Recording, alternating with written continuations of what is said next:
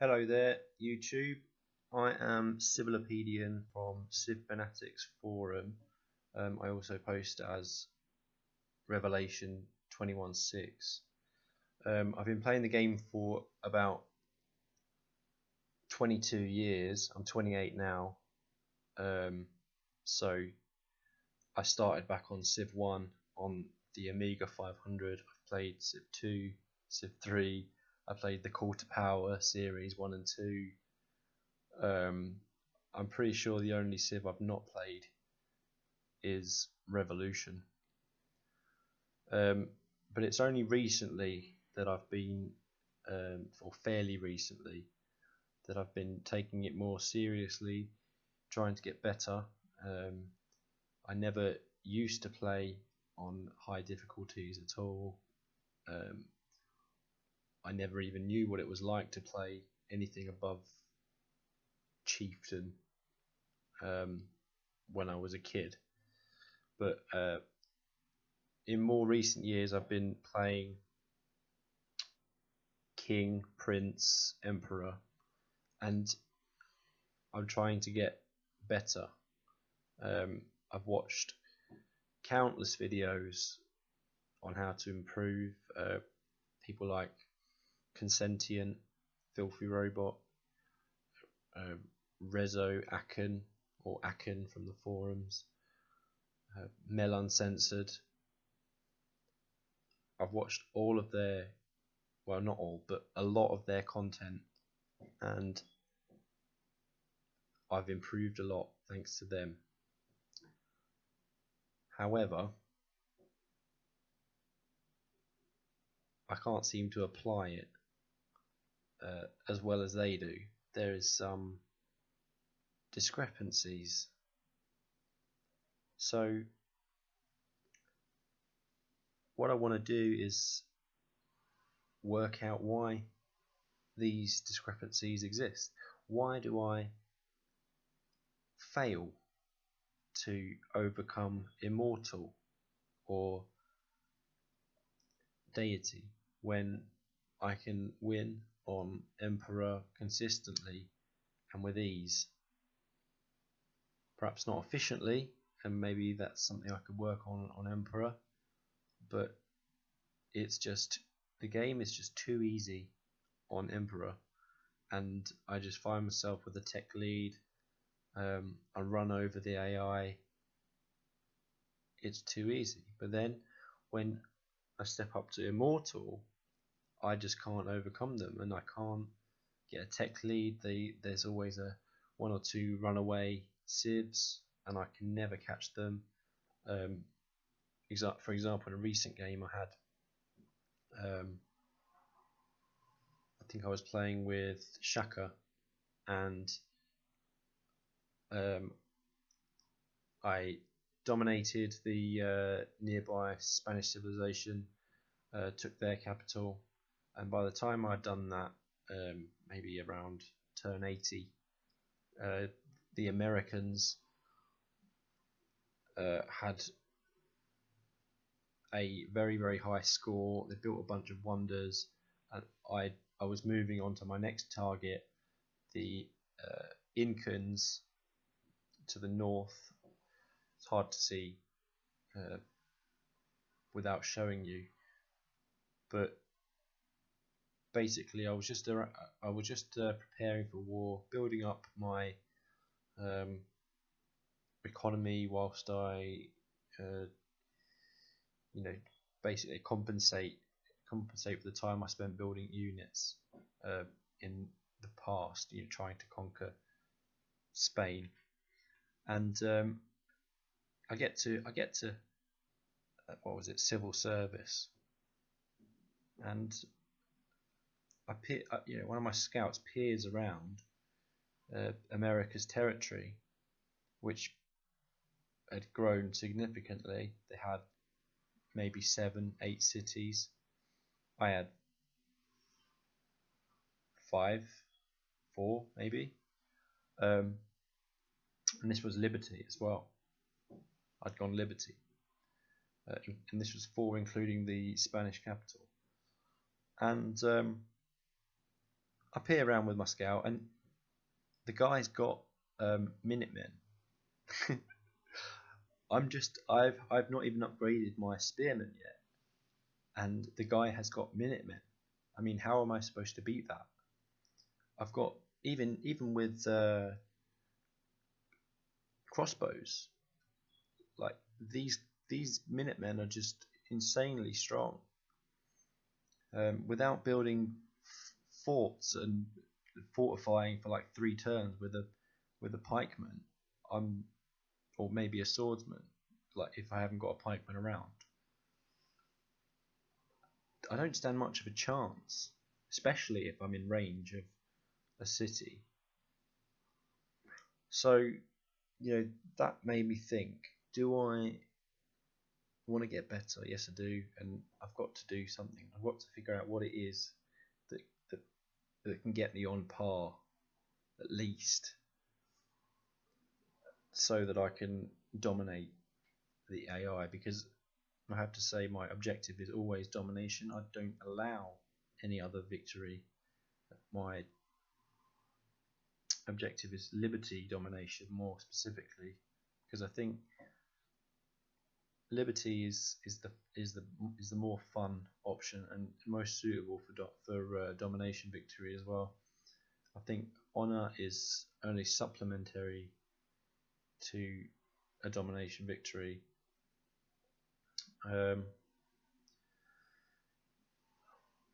So that's what I want to do. So without further ado, I'll go over what mods I'm using. I mean, you can see from here, it's pretty self-explanatory. Info Addict, I've got the extended UI in the background. Unlimited XP from Barbarians, self-explanatory. I think I don't understand why they limited that. Maybe because it's exploitable by the player more so than the AI. I mean, we can farm XP, but I'm just not very good at that anyway. I just, occasionally will level up past level 2 for my units of Barbarians. I don't see myself farming Barbarians a great deal, because most of the time I'm trying to prepare for war with another Civ, or sending them to war. Anyway, map pins, that just tells you where I think it might be a good idea to settle it, just so I don't forget. I think that's quite helpful. Captured settlers remain settlers. Again, don't know why they changed that from the beginning. It used to be you could just capture the settler and it's yours. Capture great people. I don't know why they just disappear. I don't know. Is it OP? Let me know. Pastafarianism, that's my joke religion that I just wanted in the game, so I got that. And units weight when upgradable, I think that's useful because sometimes you have a scout that's or some unit or whatever that's lurking, healing up, fortified, and you kind of forget about them because it doesn't go back to them, because it won't give you their attention till it's healed up. So I've oftentimes lost units because the unit which was upgradable didn't show me that it was upgradable or something like that. I don't. Maybe I'm wrong about this, but I'm sure it's useful. Anyway, without further ado, let's begin. Okay, so Immortal difficulty, standard, Pangea, suitable for domination, I think, and fits with the multiplayer games, preparing for multiplayer, which is extremely tough often,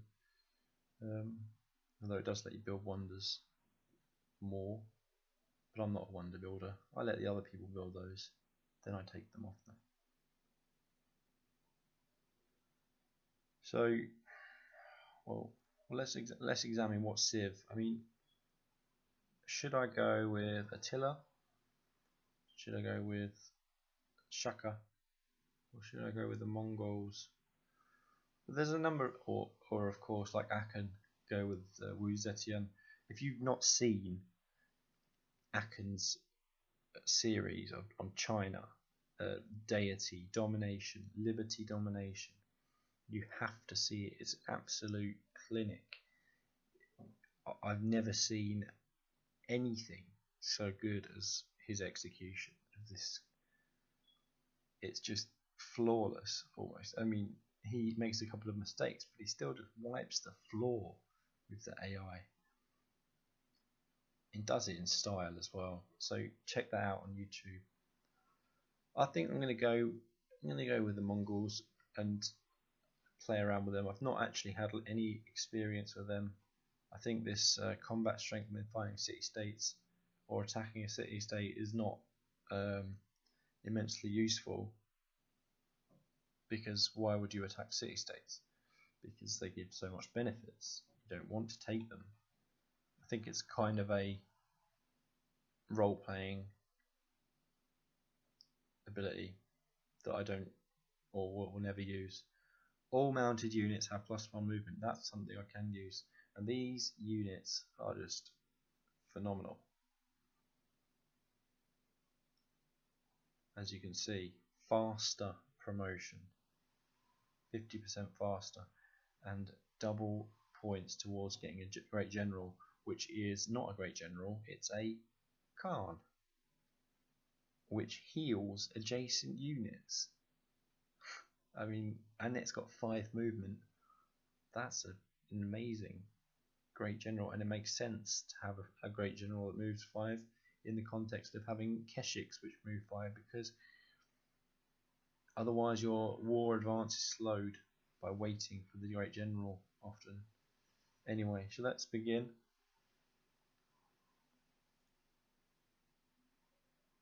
Right, victory conditions, I'm pretty sure I did. We'll just double check here. Begin journey. Not a good start. Details. Only allowed domination. Allow policy saving and promotion saving. Everything else quite normal, I think. You can tell me what you think about new random seed. Don't think it makes much of a difference. Return to game. So, I know that the first thing I need to do is move my warrior. Where to? What tile will give me the most information? Well, we've got information about up here, and it looks very bad. We also have information about up here, and it's barren, although there's food, lots of food from farms potentially there.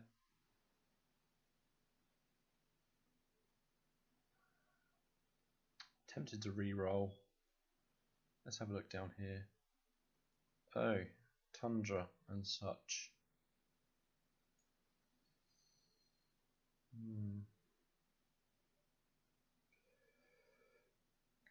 Don't know.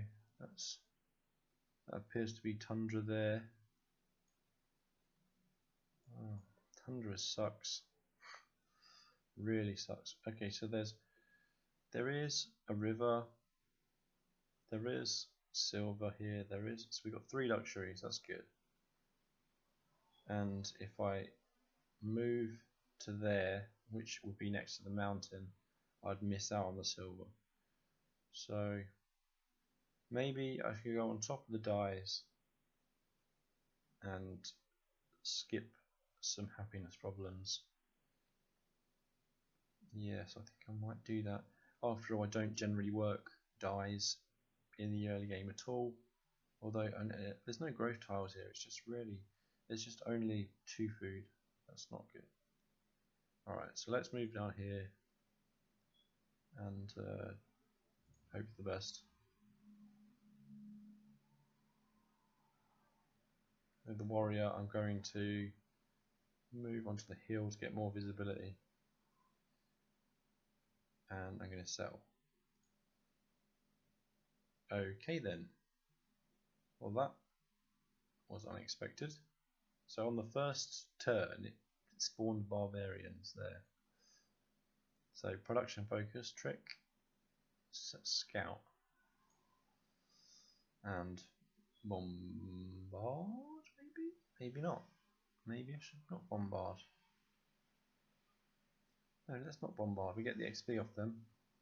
And where do we want to go?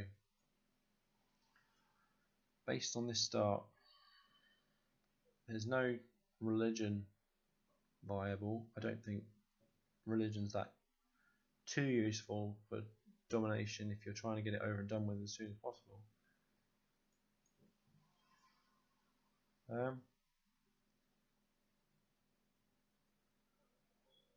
Kind of low on production in my early my first ring, so maybe animal husbandry, or should I go mining? Because I mean the pottery thing, okay, so I'll get access to calendar, but I'm not going to be building a granary or shrine because, well, there's no wheat. I mean there's deers down here. I suppose it could build. Hang on, I'm going to miss out on that deer over there.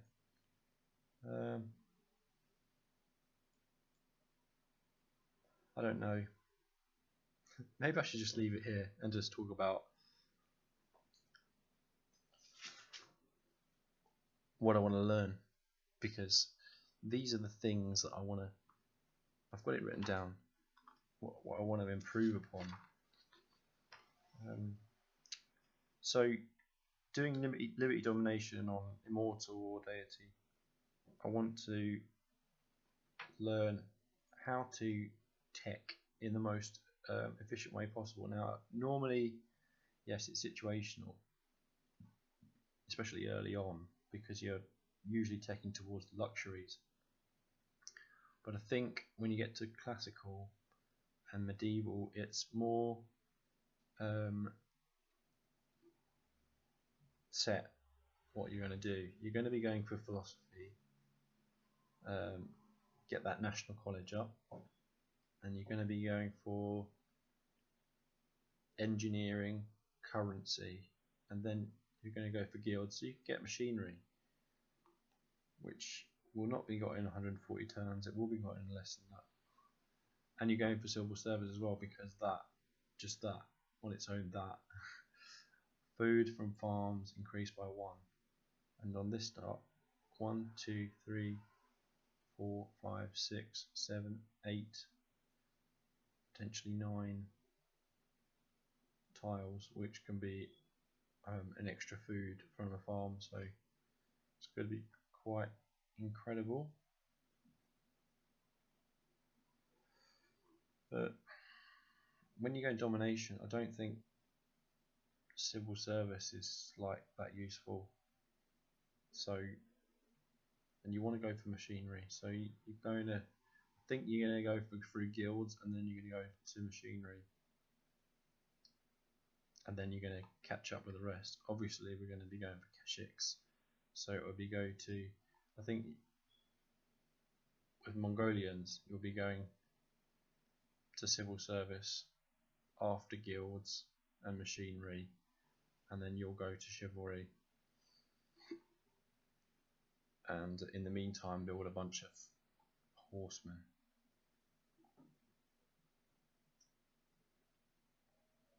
So that, yeah, so I want to know about that. I'm pretty sure that's right, but I need to learn more. Build order, that's another thing.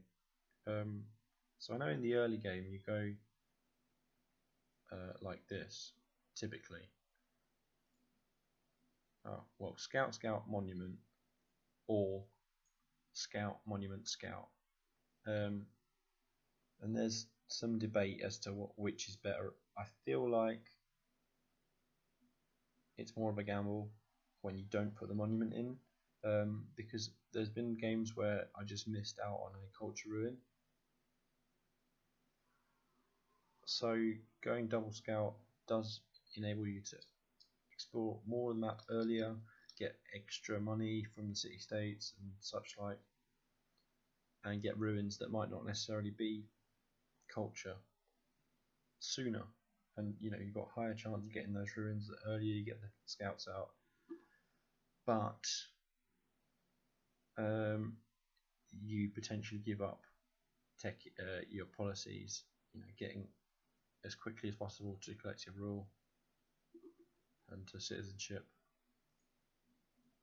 So let me know your thoughts on that in the early game, and then later on, like, I just get completely lost. I mean, let's have a look. So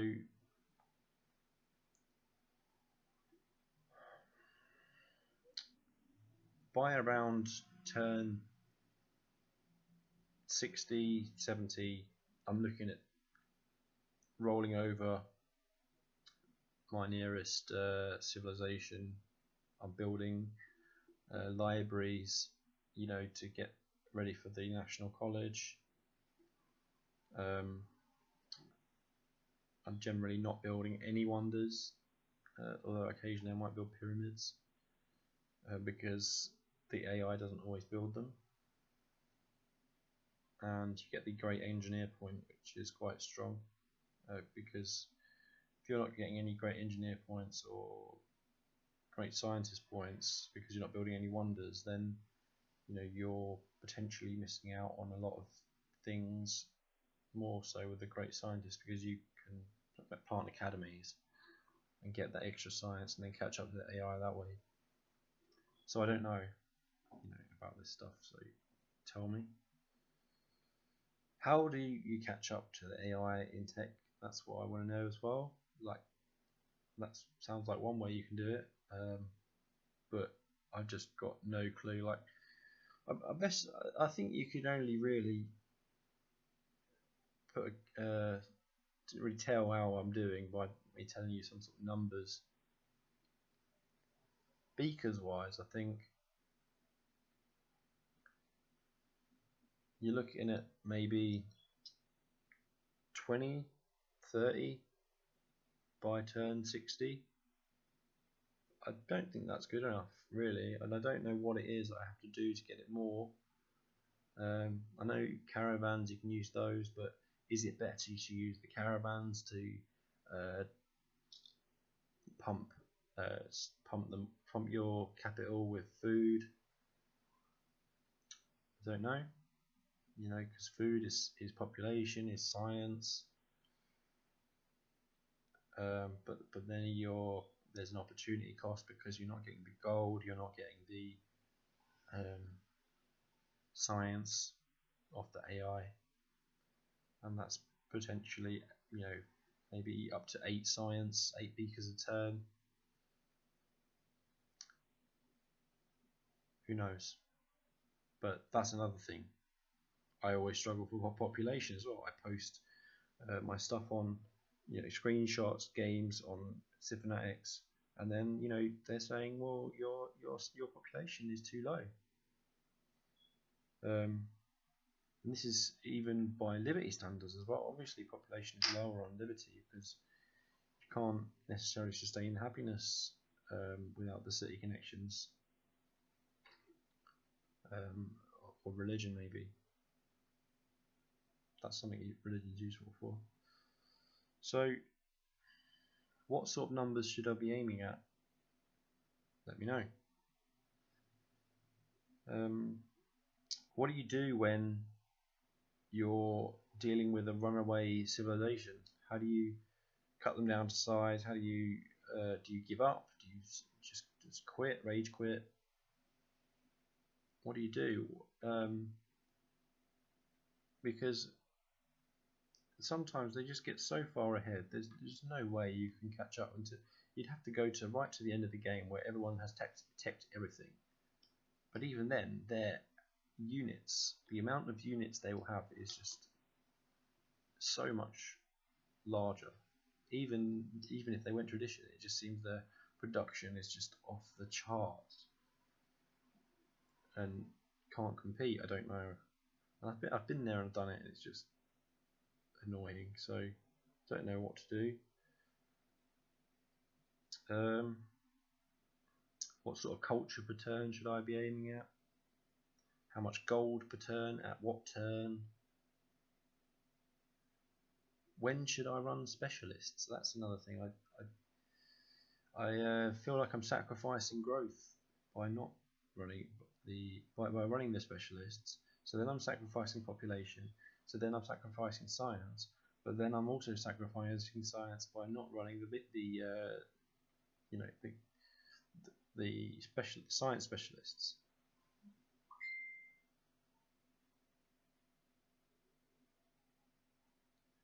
Where do I place great people? Which tiles are the best tiles? Would you rather place it on a not a strategic or a luxury, but maybe a special resource like a deer or a cow or a bison, bananas even? Are these worth more in terms of placing your academy on there, or your holy site, or your manufactory, if you're ever going to use a manufactory? I'm not sure if it's ever a good idea. Or a customs house. I'm not sure if that's ever a good idea either, unless you put them in puppets. I just think that sending them to the city state is better. The great merchant, if you're ever going to have great merchants. When do you start building your farms? When do you build your roads? When do you build your mines? Because early on you're just looking at trying to get your luxuries online, get your horses online, sell your horses. But when is it viable to start working the roads and connecting up your cities? Because obviously connecting the cities takes maintenance, unless you minimize that by getting all of the tiles down to one turn, which I've never seemed to do, which I should do. When do you build farms? How many workers should you have? And finally, should you chop bananas? When you chop the bananas, you lose access to the jungle, which would normally give you two beakers a turn if you work that tile. And let's face it, if you've got bananas, you're working them. So you lose those two beakers, but you gain food, and that could be crucial, especially when you've got Sun God, the Pantheon, which I really like. Say you've got like a couple of wheat bananas around, it's so strong. Same as if you get +1 food from camps, that's strong too. But yeah, what do you do? Do you chop the bananas and sod the beakers, or do you keep them? Maybe it's better to chop them if you've got a bunch of jungle tiles around which you're going to be putting trade posts on anyway, or maybe clearing to make movement easier. That's it in terms of questioning. I'm not gonna go further with the game, but make a video, reply to me, respond in the comments, and perhaps next time I'll make a video and show you my play, and then you can pick up on any discrepancies, any errors. Just rip me to shreds, please. Tell me what I'm doing wrong, because I just want to improve. And that's all for now. Okay, cheers guys.